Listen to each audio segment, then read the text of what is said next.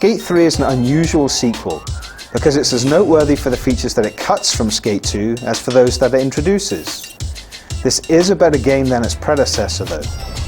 Its numerous and varied challenges do a better job of catering to newcomers and experienced boarders alike. There are more tricks to perform, and both user-generated content and a good selection of online modes give you reason to keep playing long after you've completed the single-player objectives. Hey dudes, good to see you again, man. In Skate 2, you were still establishing yourself as a pro skater, but in Skate 3, you're taking your career to the next level, setting up your own team and skateboard business. This doesn't have much of an impact on the gameplay, except that your career score is now measured in board sales. Every challenge that you complete, whether online or offline, sells more boards, which in turn counts towards unlocking new stuff, including additional teammates. Skate 3's challenges come in lots of different flavors, including races, street and vert competitions, film and photo shoots, games of one-up, and of course, the bone-breaking Hall of Meat stunts.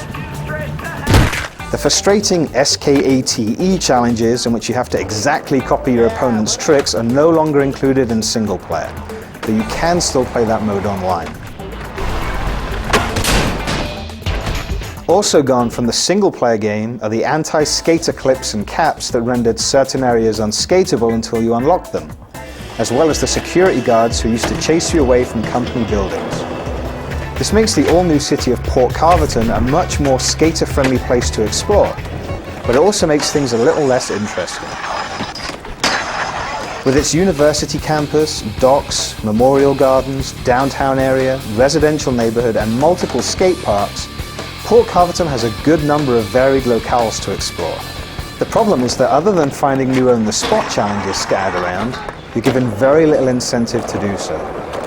It's good that you can use the pause menu to jump instantly to challenge locations, but it's unfortunate that you'll probably end up using this option throughout the entire game. How many boards you're credited with selling after completing a challenge depends not only on the difficulty, but also on whether you merely own the challenge or kill it outright. These two different levels of completion are a great addition to Skate 3. Because unlike previous games, in which some challenges were tough enough to halt your progress, here you only need to own them to move forward, which is rarely difficult. In order to kill a challenge, which you can attempt at any time after owning it, you need to rack up significantly better scores, and often perform specific types of tricks while doing so. Regardless of whether you're attempting to own or kill a challenge, Skate 3's unpredictable and occasionally boneheaded AI can make succeeding a little trickier than it needs to be. For example, pros that you're supposed to follow will occasionally fall off their boards and then push themselves into walls for several seconds while you wait for them to get going again. And in team races and trick events, it's not unusual for teammates to drag you down with subpar performances that cause your team to lose even though you put in a great performance personally. Pedestrians are less of a problem, and it's helpful that they flee in fear anytime you perform a simple gesture using the D-pad. They don't always flee in a direction that clears a path for you though, and they even wander around in areas where big, organized skate competitions are taking place. You still have to contend with pedestrians when you play online, but replace the AI skaters with other players, and the already fun challenges and contests from the single-player game are immediately made more fun.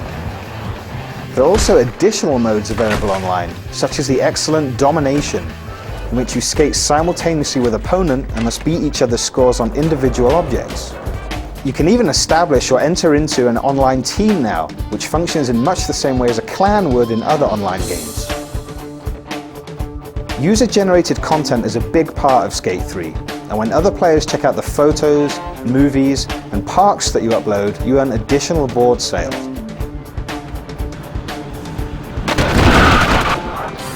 The tools for editing photos and movies are pretty limited again this year, but same as they did with Skate 2, EA will be releasing additional tools as premium DLC. The park creation tool, on the other hand, is powerful right out of the box, and it's surprisingly easy to use. With its wonky AI and inconsistent frame rates, Skate 3 has its fair share of mostly minor problems. But there's still a lot of fun to be had in the streets and skate parks of Port Carverton.